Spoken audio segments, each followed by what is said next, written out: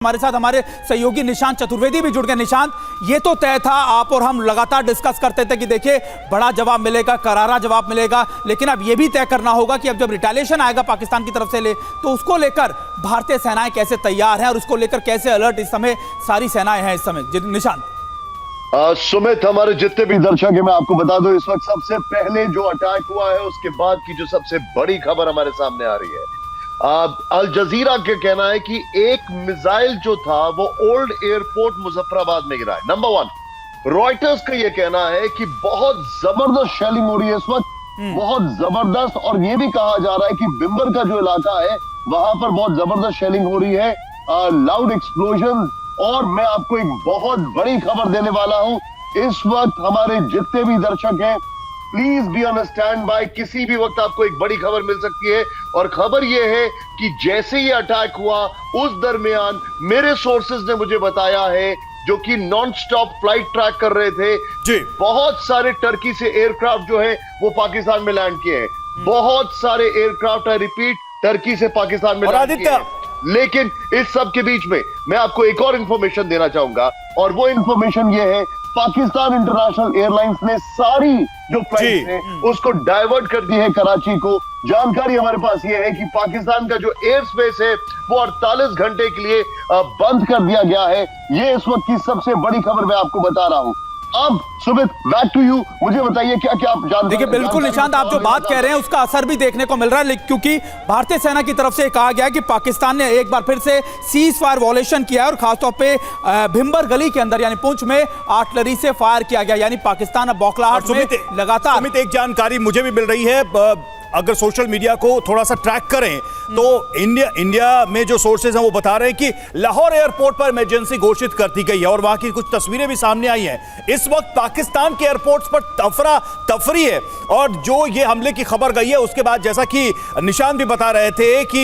Air traffic को लेकर निर्देश तो दिए गए, लेकिन एयरपोर्ट्स में इस वक्त भगदड़ की स्थिति है। लाहौर को लेकर एक बड़ी जानकारी ये भी सामने आ रही है। सुमित, बिल्कुल, देखिए ये सारी जानकारी हम अपने दर्शकों तक पहुंचा रहे हैं, उनको बता रहे हैं कि आखिरकार इस समय क्या कुछ चल रहा है पाकिस्तान में, और एयर स्ट्राइक्स के बाद पाकिस्तान में किस तरीके की बौखलाहट है। हमारे साथ इरफान कुरैशी भी हमारे सहयोगी जुड़े हुए हैं। इरफान, आप श्रीनगर में मौजूद है। मुझे याद है जब बालाकोट एयर स्ट्राइक्स की गई थी, सबसे ज्यादा अलर्ट या फिर सबसे ज्यादा स्क्वाड्रन जो अलर्ट पे थी वो श्रीनगर की भी थी। इस समय श्रीनगर के ताजा हालात क्या है?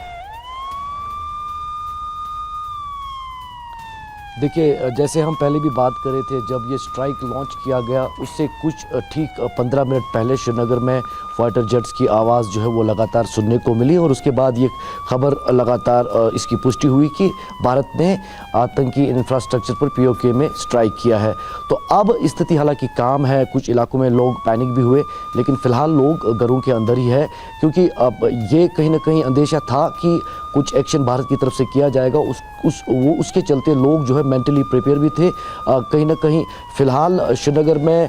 थोड़ी देर के लिए फाइटर जेट्स की आवाज़ों की वजह से लोग पैनिक ज़रूर हुए, लेकिन अब जिस तरह की खबरों की पुष्टि हो रही है, भारत सरकार की तरफ से भी ये स्पष्ट किया गया, ख़ासतौर पर डिफेंस की तरफ से कि स्ट्राइक किया गया पीओके में, वहीं पाकिस्तान में भी ISPR ने इसका पुष्टिकरण किया। तो लोग अब जो है फ़िलहाल घरों में ही सीमित है, लेकिन इस बीच जिस तरह पाकिस्तान की तरफ से ये बताया जा रहा है कि वो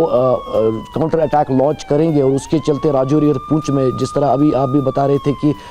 सीज फायर वायलेट किया गया पाकिस्तान की तरफ से, तो साफ तौर पर एक बौखलाहट में पाकिस्तानी रेंजर्स इस समय दिख रहे हैं, क्योंकि अफरा तफरी का माहौल साफ तौर पर मुजफ्फराबाद, कोटली और भावलपुर में उस समय हुआ जब अचानक से भारतीय वीर सपूत ने वहाँ पर टेररिस्ट इंफ्रास्ट्रक्चर्स पर स्ट्राइक किया, और ये संदेश स्पष्ट पाकिस्तान को देने की कोशिश की है कि भारत जो है कभी भी युद्ध नहीं चाहता, लेकिन आतंक के खिलाफ हमारी जो नीति है वो स्पष्ट है, और उसके लिए हम घुस के भी मार सकते हैं, और घुस कर जो है आतंकी इंफ्रास्ट्रक्चर को ध्वस्त करने की क्षमता रखते हैं। तो सुमित, अब सबसे इंपॉर्टेंट ये है कि जो खासतौर पर कश्मीर घाटी और जम्मू रीजन का जो राजौरी पुंछ है, उन इलाकों में पाकिस्तान की तरफ से सीज फायर का उल्लंघन हो सकता है, और पहली जो कोशिश है यहाँ सिविल प्रशासन की या सेना की वो ये है कि लोगों को सेव करना। उसके चलते कुछ दिन पहले से ही तैयारियां चल रही थी, और अब चूंकि इस स्ट्राइक के बाद बैक टू बैक राजौरी और पुंछ में जो शेलिंग की आवाज़ें हैं वो सुनने को मिल रही हैं। तो इससे पाकिस्तान की नीति साफ हो रही है कि वो सिविल पॉपुलेशन पे टारगेट कर रहे हैं और कहीं ना कहीं अभी फ़िलहाल एकदम फाइटर जेट्स की आवाज़ों के बाद स्ट्राइक और स्ट्राइक के बाद सन्नाटा साफ तौर पर उड़ी सेक्टर से श्रीनगर तक महसूस हो पा रहा है। और इस समय पूरी जो ये श्रीनगर घाटी है वो साफ तौर पर खामोश लग रही है और कुछ देर पहले यही जो वादियां थी ये फाइटर जेट्स की आवाज़ों से गूंज रहा था। तो कहीं ना कहीं एक मेजर मैसिव स्ट्राइक जो है वो आतंक पर किया गया है इस बार। बिल्कुल देख इस वक्त की सबसे बड़ी खबर, पाकिस्तान और पीओके यानी पाकिस्तान ऑक्युपाइड कश्मीर में बड़े हमलों को अंजाम दिया है भारत की वीर बहादुर जांबाज सेना ने और पहलगाम में हुए बर्बर टेरर अटैक का दे दिया गया है बहुत करारा जवाब। 9 जगहों पर एक साथ ताबड़तोड़ स्ट्राइक की गई है।